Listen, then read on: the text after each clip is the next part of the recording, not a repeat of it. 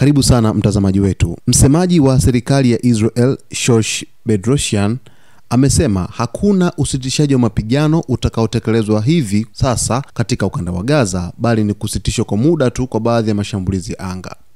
Akizungumza na vyombo vya habari vya kimataifa, Bedrosian alisisitiza kuwa hatua hiyo haimaanishi kuwa vita vimekoma, bali ni sehemu ya mpango wa muda unaolenga kuwezesha shughuli za kibinadamu na kimaandalizi ya mazungumzo kuhusu mateka.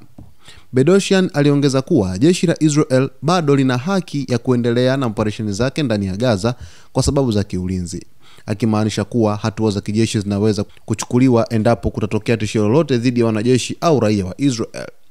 Alisema kuwa lengo kuu kwa sasa ni kuhakikisha usalama wa Israel ukiendelea kuzingatiwa hata kwa kipindi hichi cha kusitisha mashambulizi kwa muda. Kwa mujibu wa taarifa kutoka vyombo vya habari vya Israel, wajumbe wa mazungumzo kutoka serikali ya Netanyahu wanatarajiwa kuelekea Misri usiku wa leo kwa ajili ya mazungumzo mapya kuhusu kuachiliwa kwa mateka wanaoshikiliwa Gaza. Mazungumzo hayo yanatarajiwa kuanza rasmi kesho, yakihusisha wawakilishi wa Misri, Marekani na Qatar kama wawezeshaji wakuu. Hata hivyo, hali katika ukanda wa Gaza bado ni tete, huku ripoti zikionyesha kuwa baadhi ya maeneo yameendelea kushuhudia mlipuko midogo na harakati za kijeshi licha ya tangazo la kusitisha mashambulizi kwa muda.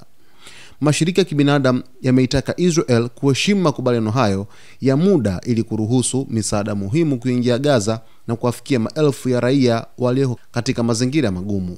Taifa la Israel limeonyesha wazi kwamba halina mpango wa kuweza kusitisha mapigano kwa hivi sasa, bali ni mpango ambao utazingatia kwa muda kidogo kwa sababu za kiulinzi dhidi ya taifa lake, ambalo limeapa kwamba mazingira yote ya kuweza kusitisha mapigano yataangaliwa endapo kutakuwa kuna tishio lolote, basi mazingira ya mapigano hayawezi kusitishwa kwa hivi sasa. Mtazamaji, huku wakipambana kwa ajili ya kuweza kuwapata mateka, hali inazidi kuwa si hali katika ukanda wa Gaza, huku maisha ya raia yakizidi kutaabika katika ukanda huo. Mtazamaji, kwa taarifa nyingi zaidi usiache kusubscribe, kulike, kucomment pamoja na kushare.